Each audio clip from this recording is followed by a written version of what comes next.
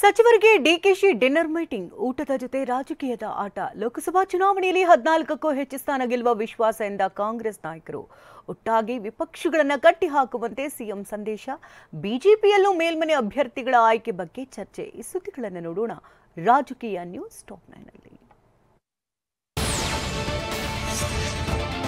ಬೆಂಗಳೂರಿನ ಸಂಸದ ಡಿಕೆ ಸುರೇಶ್ ನಿವಾಸದಲ್ಲಿ ನಿನ್ನೆ ಡಿಸಿಎಂ ಡಿಕೆ ಶಿವಕುಮಾರ್ ಸಚಿವರಿಗೆ ಡಿನ್ನರ್ ಮೀಟಿಂಗ್ ಆಯೋಜಿಸಿದ್ರು. ಡಿನ್ನರ್ ಮೀಟಿಂಗ್ನಲ್ಲಿ ಲೋಕಸಭಾ ಚುನಾವಣಾ ಫಲಿತಾಂಶದ ಬಗ್ಗೆಯೂ ಚರ್ಚಿಸಲಾಗಿದೆ.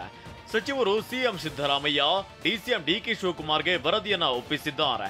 ಯಾವ ಕ್ಷೇತ್ರದಲ್ಲಿ ಗೆಲ್ಲಬಹುದು, ಎಲ್ಲಿ ಹಿನ್ನಡೆ ಆಗಲಿದೆ, ಹಿನ್ನಡೆಗೆ ಕಾರಣವೇನು, ಯಾರು ಸರಿಯಾಗಿ ಕೆಲಸ ಮಾಡಲಿಲ್ಲ ಅಂತ ವರದಿಯನ್ನ ಒಪ್ಪಿಸಿದ್ದಾರೆ.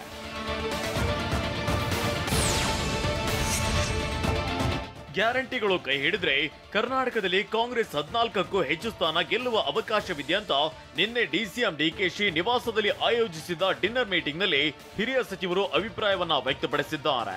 ಸಚಿವರ ಕುಟುಂಬಸ್ಥರು ಎಲ್ಲೆಲ್ಲಿ ಗೆಲ್ತಾರೆ, ಜೊತೆಗೆ ಅಭ್ಯರ್ಥಿಗಳ ಸೋಲಾದ್ರೆ ನಿಮ್ಮ ಉಬ್ಬಿದ ರಕ್ತನಾಳಗಳ ಸಮಸ್ಯೆಗೆ ಎವಿಸ್ ಆಸ್ಪತ್ರೆಯಲ್ಲಿ ಕೇವಲ 30 ನಿಮಿಷದ ಲೇಸರ್ ಚಿಕಿತ್ಸೆಯೊಂದಿಗೆ ಮುಕ್ತಿ ಹೊಂದಬಹುದು. ಹೆಚ್ಚಿನ ವಿವರಗಳಿಗಾಗಿ ಸಂಪರ್ಕಿಸಿ 8088837300. ಮುಂದೆ ಏನಾಗಲಿದೆ ಎಂಬ ಸಾಧ್ಯತೆಗಳ ಬಗ್ಗೆಯೂ ಸಮಾಲೋಚನೆ ನಡೆಸಲಾಗಿದೆ.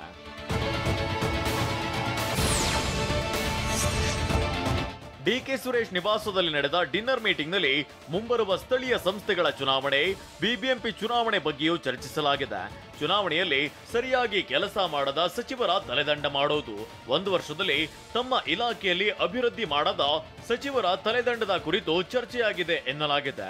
ಅಲ್ಲದೆ ಮುಂಬರುವ ಪರಿಷತ್ ಚುನಾವಣೆಯಲ್ಲಿ ಯಾರಿಗೆ ಅವಕಾಶ ಕೊಡಬೇಕು, ಕೆಪಿಸಿಸಿಯಲ್ಲಿ ಕೆಲವು ಸ್ಥಾನಗಳ ಬದಲಾವಣೆ ವಿಚಾರವಾಗಿ ಚರ್ಚೆ ನಡೆದಿದೆ ಎನ್ನಲಾಗಿದೆ.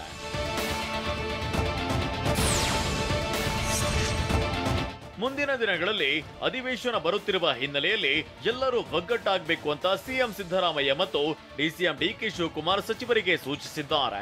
ಒಗ್ಗಟ್ಟಾಗಿ ವಿಪಕ್ಷ ನಾಯಕರನ್ನ ಕಟ್ಟಿ ಹಾಕಬೇಕು ಅಂತ ಸಂದೇಶವನ್ನ ನೀಡಿದ್ದಾರೆ. ಸರ್ಕಾರದ ಗ್ಯಾರಂಟಿ ವಿಚಾರಗಳನ್ನ ಮತ್ತಷ್ಟು ಪ್ರಚಾರಗೊಳಿಸಬೇಕು. ನೀತಿ ಸಂಹಿತೆ ಬಳಿಕ ಸರ್ಕಾರದ 1 ವರ್ಷ ಸಾಧನಾ ಸಮಾವೇಶ ನಡೆಸೋ ಕುರಿತು ಸಭೆಯಲ್ಲಿ ಚರ್ಚಿಸಲಾಗಿದೆ.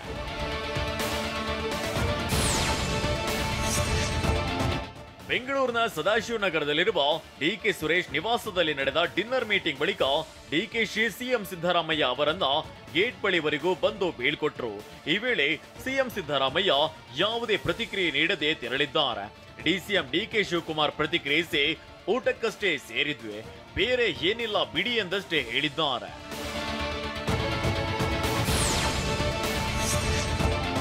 ವಿಧಾನಸಭೆಯಿಂದ ವಿಧಾನ ಪರಿಷತ್ ಚುನಾವಣೆಗೆ ಬಿಜೆಪಿ ಅಭ್ಯರ್ಥಿಗಳ ಆಯ್ಕೆ ಬಿರುಸುಗೊಳಿಸಿದೆ. ನಿನ್ನೆ ನಡೆದ ಬಿಜೆಪಿ ಕೋರ್ ಕಮಿಟಿ ಸಭೆಯಲ್ಲಿ 3 ಸ್ಥಾನಗಳಿಗೆ ಬಿಜೆಪಿ ಅಭ್ಯರ್ಥಿಗಳ ಹೆಸರು ಅಂತಿಮಗೊಳಿಸುವ ಬಗ್ಗೆ ಚರ್ಚಿಸಲಾಯಿತು. ಸಭೆಯಲ್ಲಿ 40ಕ್ಕೂ ಹೆಚ್ಚು ಹೆಸರುಗಳು ಚರ್ಚೆಗೆ ಬಂದಿದೆ.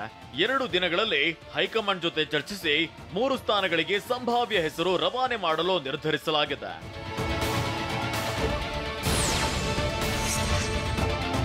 ನಲವತ್ತೈದು ಜನರ ಫೋನ್ ಟ್ಯಾಪಿಂಗ್ ಮಾಡಲಾಗ್ತಿದೆ ಎಂಬ ಕುಮಾರಸ್ವಾಮಿ ಆರೋಪವನ್ನ ಸಿಎಂ ಸಿದ್ದರಾಮಯ್ಯ ತಳ್ಳಿ ಹಾಕಿದ್ದಾರೆ. ಫೋನ್ ಟ್ಯಾಪಿಂಗ್ ನಂತಹ ನೀಚ ಕೆಲಸ ನಾವು ಮಾಡೋದಿಲ್ಲ. ಪ್ರಜ್ವಲ್ ರೇವಣ್ಣ ಕೇಸ್ ಡೈವರ್ಟ್ ಮಾಡೋಕೆ ಹೀಗೆ ಹೇಳ್ತಿದ್ದಾರೆ ಅಂತ ಕುಮಾರಸ್ವಾಮಿಗೆ ಸಿಎಂ ಸಿದ್ದರಾಮಯ್ಯ ತಿರುಗೇಟು ನೀಡಿದ್ದಾರೆ. ಯಾವತ್ತೂ ಕೂಡ ಫೋನ್ ಟ್ಯಾಪ್ ಮಾಡ್ತಕ್ಕಂಥ ನೀಚ ಕೆಲಸವನ್ನ ಮಾಡಲ್ಲ, ಇಲ್ಲಿವರೆಗೂ ಮಾಡಿಲ್ಲ, ಮುಂದೇನು ಮಾಡಲ್ಲ. ಅವರು ಈ ಪ್ರಜ್ವಲ್ ರೇವಣ್ಣ ಅವರದ ಕೇಸಿನಲ್ಲ ಡೈವರ್ಟ್ ಮಾಡಲಿಕ್ಕೆ ಇವೆಲ್ಲ ಹೇಳ್ತಾ ಇದ್ದಾರೆ. ವಿದೇಶದಲ್ಲಿ ತಲೆಮರೆಸಿಕೊಂಡಿರೋ ಅತ್ಯಾಚಾರ ಆರೋಪಿ ಪ್ರಜ್ವಲ್ ರೇವಣ್ಣ ಕರೆತರಲು ಕೇಂದ್ರ ಸರ್ಕಾರ ನಮ್ಮೊಂದಿಗೆ ಸ್ಪಂದಿಸುತ್ತಿಲ್ಲ ಅಂತ ಗೃಹ ಸಚಿವ ಡಾಕ್ಟರ್ ಜಿ ಪರಮೇಶ್ವರ್ ಹೇಳಿಕೆಗೆ ಮಾಜಿ ಸಿಎಂ ಕುಮಾರಸ್ವಾಮಿ ಪ್ರತಿಕ್ರಿಯಿಸಿದ್ದಾರೆ. ನಿನ್ನೆ ಮೈಸೂರಿನಲ್ಲಿ ಮಾತನಾಡಿದ ಅವರು, ಕೇಂದ್ರಕ್ಕೆ ಪತ್ರ ಬರೆದರೆ ಮಾತ್ರ ಆಗೋದಿಲ್ಲ, ರಾಜ್ಯ ಸರ್ಕಾರ ಅಧಿಕಾರಿಯನ್ನ ಕಳುಹಿಸಿ ಚರ್ಚೆ ನಡೆಸಲಿ ಅಂತ ಹೇಳಿದ್ದಾರೆ.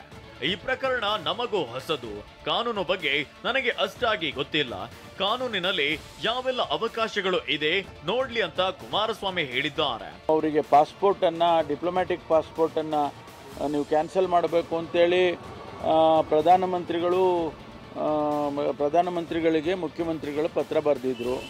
ಅದಕ್ಕೂ ಏನು ನಮಗೆ ರೆಸ್ಪಾನ್ಸ್ ಬಂದಿಲ್ಲ. ಕೇಂದ್ರ ಸರ್ಕಾರದ ಮುಂದೆ ಯಾರಾದರೂ ನಮ್ಮ ಅಧಿಕಾರಿಗಳನ್ನೇ ಕಳಿಸಿ ಹೋಗಿ ಅಲ್ಲಿ ಸಂಬಂಧಪಟ್ಟಂಥ ಇಲಾಖೆಯಲ್ಲಿ ಯಾವ ರೀತಿಯಲ್ಲಿ ಕೇಂದ್ರ ಸರ್ಕಾರದಿಂದಲೂ ಇದಕ್ಕೆ ಸಹಕಾರವನ್ನು ಪಡಿಬೇಕು ಅಂತಕ್ಕಂಥದ್ದು ನಾನು ಅವರಿಗೆ ಸಲಹೆ ಕೊಡ್ತೀನಿ.